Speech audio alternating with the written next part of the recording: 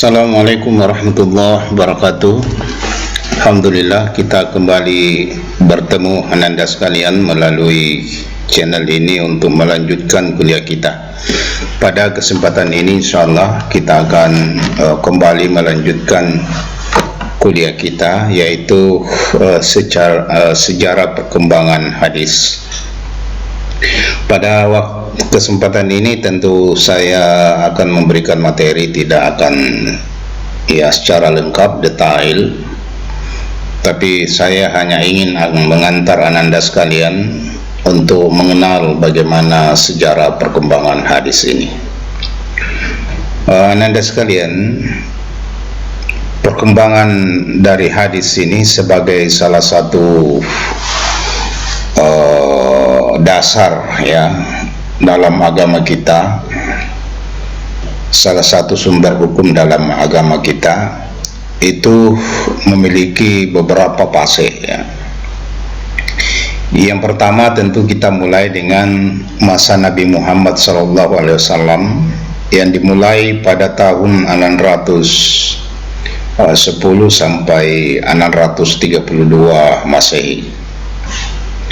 Pada masa ini hadis belum dihimpun secara sistematis. Namun terdapat beberapa karakteristik yang penting dalam perkembangan hadis. Yang pertama, bahwa di zaman Nabi kita Muhammad SAW hadis itu disampaikan langsung oleh Nabi. Jadi Nabi kita Muhammad SAW menyampaikan hadis kepada para sahabat itu melalui lisan dalam berbagai kesempatan.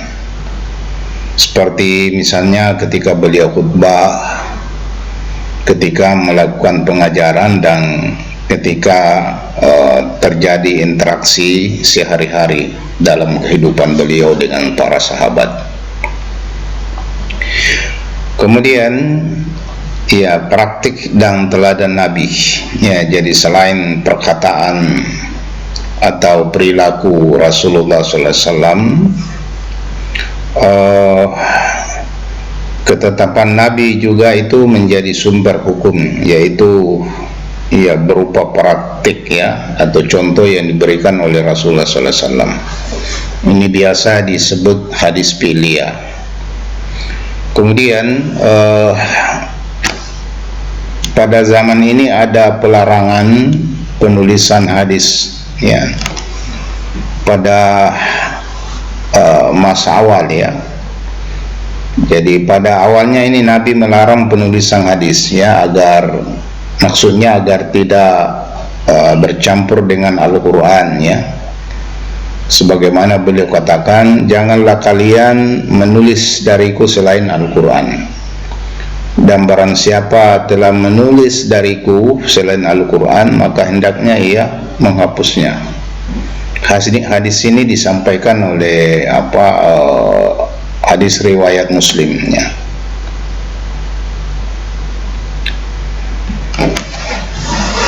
Kemudian izin penulisan hadis di masa akhir. Jadi Nabi kemudian mengizinkan beberapa sahabat tertentu untuk menulis hadis, misalnya sahabat Abdullah bin Amr. Kemudian beliau ini memiliki catatan hadis yang disebut Sahifah As-Sadiqah. Itu pada zaman Nabi. Jadi hadis belum dihimpun secara umum dalam bentuk tulisan, tapi hadis itu masih berupa perkataan Nabi, kemudian perbuatan Nabi, dan ada lagi satu yaitu takririyah, yaitu perbuatan sahabat yang disetujui oleh Rasulullah Sallallahu Alaihi Wasallam.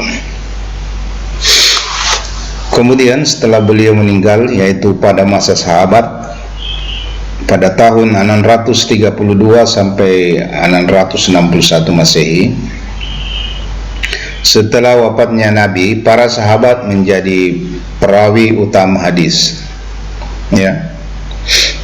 Jadi dia menyampaikannya, merawikan. Pada tahap ini itu ditandai dengan adanya penyebaran hadis secara lisan, ya. Jadi para sahabat menyampaikan hadis itu berdasarkan ingatan mereka kepada umat Islam, ya, baik dalam pengajaran khutbah maupun disampaikan dalam pertemuan-pertemuan atau forum-forum diskusi di antara mereka. Kemudian, ya, ada peningkatan kebutuhan hadis, ya, karena dengan meluasnya wilayah Islam, umat Islam yang baru masuk Islam, yaitu membutuhkan pemahaman tentang ajaran Nabi, sehingga hadis ini menjadi penting, ya, menjadi lebih penting lagi. Sehingga tentu di dalam penyampaiannya juga itu dibutuhkan ketelitian, ya, dalam penyampaian. Jadi para sahabat sangat hati-hati dalam meriwayatkan hadis. Ya, misalnya Abu Bakar dan Umar sering memverifikasi hadis, ya, dengan saksi lain sebelum mengamalkannya. Kemudian ada beberapa sahabat mulai menulis hadis untuk, ya, kebutuhan secara pribadi, ya, bukan untuk disebarkan, ya. Jadi belum dikumpulkan secara resmi. Kemudian pada masa tabi'in, di masa 661 Masehi sampai 750 Masehi, ya, muncul generasi setelah sahabat yang dikenal dengan nama tabi'in. Ya, tabi'in ini adalah generasi setelah sahabat yang menerima hadis dari sahabat. Nah, tahap ini memiliki karakteristik atau ciri. Yang pertama, terjadi perluasan penyebaran hadis. Jadi dengan penyebaran Islam yang semakin luas, hadis mulai menyebar ke berbagai wilayah di luar Jazirah Arab, misalnya ke Irak, ke Persia, ya, dan Mesir. Di samping itu ada kekhawatiran yang muncul, kekhawatiran adanya pemalsuan hadis. Jadi dengan semakin banyaknya umat Islam, itu terdapat oknum-oknum yang mulai memalsukan hadis untuk kepentingan tertentu, ya. Nah, hal ini tentu memotivasi para ulama untuk semakin berhati-hati dalam meriwayatkan hadis. Nah, pada masa ini, ya, dimulailah awal penyusunan hadis secara tertulis. Hadis ini mulai dibukukan, ya, secara tertulis, dan itu dilakukan lebih serius, ya. Misalnya dilakukan oleh Khalifah Umar bin Abdul Aziz. Jadi pada masanya dia memerintah pada tahun 717 sampai 720 Masehi. Beliau memerintahkan agar hadis itu dikumpulkan secara resmi untuk menghindari hilangnya ajaran Nabi. Itu jadi pengumpulan hadis secara resmi itu dilakukan di zamannya, ya, Umar bin Abdul Aziz. Umar bin Abdul Aziz ini sebetulnya adalah cucu dari Umar bin Khattab, ya. Jadi kalau di zamannya Abu Bakar, ya, yang punya inisiatif ijtihad untuk menulis Al-Quran itu adalah Umar bin Khattab. maka yang punya inisiatif menuliskan hadis secara resmi itu adalah Umar bin Abdul Aziz, yaitu cucunya Umar bin Khattab. Nah itu. Nah, setelah berlalu masa tabi'in, disusul masa tabi'in namanya, yaitu pengikut tabi'in. Jadi tabi'in ini adalah generasi setelah tabi'in, ya. Jadi pada masa ini kegiatan pengumpulan dan kodifikasi hadis itu sudah mulai mencapai puncaknya. Nah, ada beberapa ciri pada tahapan ini, ada karakteristik. Yang pertama, sudah ada kodifikasi hadis secara sistematis, ya. Jadi ulama-ulama besar itu mulai menyusun kitab-kitab hadis yang menjadi rujukan utama bagi umat Islam sampai sekarang, ya.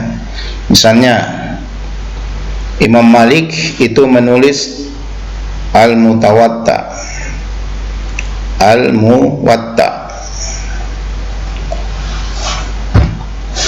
Salah satu kitab hadis yang tertua, ya, yang mencakup hadis dan fatwa para sahabat. Kemudian ada Imam Bukhari. Imam Bukhari ini menyusun hadis, ya, yang dikenal dengan Sahih Bukhari, ya. Nah, kitab hadis ini yang paling otoritatif, ya, dalam Islam. Kemudian ada Imam Muslim, ya, yang menulis juga hadis yang dikenal dengan nama Sahih Muslim, yang juga sekarang menjadi kitab hadis yang sangat penting. Kemudian sudah mulai ada penerapan ilmu hadis, ya. Jadi ulama mulai merumuskan metode untuk memverifikasi keaslian hadis. Misalnya, ya, disusunlah ilmu jar wa ta'dil atau kritik perawi, dan ilmu sanad atau rantai periwayatan. Pada masa ini juga terjadilah pemisahan, ya, hadis sahih dengan hadis yang lemah. Jadi hadis sudah mulai diklasifikasi kualitasnya, seperti, ya, ada hadis sahih, ada hadis hasan, dan ada hadis dhaif. Nah, sekarang setelah masa tabi'in, yaitu masa 850 Masehi dan seterusnya.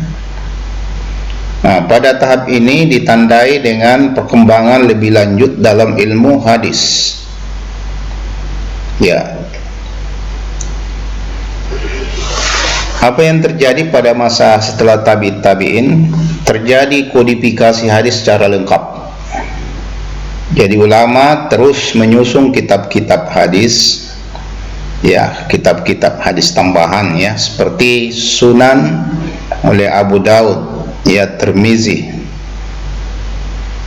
dan Nasai. Jadi ada namanya Sunan Abu Daud, Sunan Tirmizi, dan ada Sunan Nasai. Nah, di sini juga terjadi pengembangan ilmu hadis, ya. Lahir ilmu mustalah hadis, ya, berkembang, yang mencakup studi mendalam tentang jenis-jenis hadis. Jadi ilmu mustalah hadis ini berkembang, itu yang mencakup studi tentang jenis-jenis hadis, termasuk metodologi pengumpulan hadis, dan disusun juga kriteria kesahihan hadis. Kemudian muncul juga penafsiran hadis, ya. Jadi ulama sudah mulai menulis syarah atau penjelasan untuk kitab-kitab hadis. Jadi seperti Fath al-Bari, ya, karya Ibnu Hajar al-Asqalani, ya. Ini menjadi syarah untuk Sahih Al-Bukhari. Jadi ananda sekalian, itu sekilas, ya, menyangkut tentang secara perkembangan hadis. Saya kira ini belum lengkap, ya. Saya minta ananda sekalian untuk untuk belajar, mendalami, ya, mencari informasi-informasi tentang secara perkembangan hadis ini. Apa yang saya sampaikan ini tentu hanyalah sebuah pengantar, ya. Tapi saya masih sangat berharap itu dicatat, ya, kemudian nanti di-upload di grupnya sebagai tanda bahwa Anda mengikuti perkuliahan ini. Akhirnya saya mohon maaf jika ada kekurangannya. Kebenaran datangnya dari Allah, kesalahan datangnya dari saya pribadi. Mohon maaf atas segala kekurangan. Jangan lupa, ya, di subscribe. Terima kasih. Assalamualaikum warahmatullahi wabarakatuh.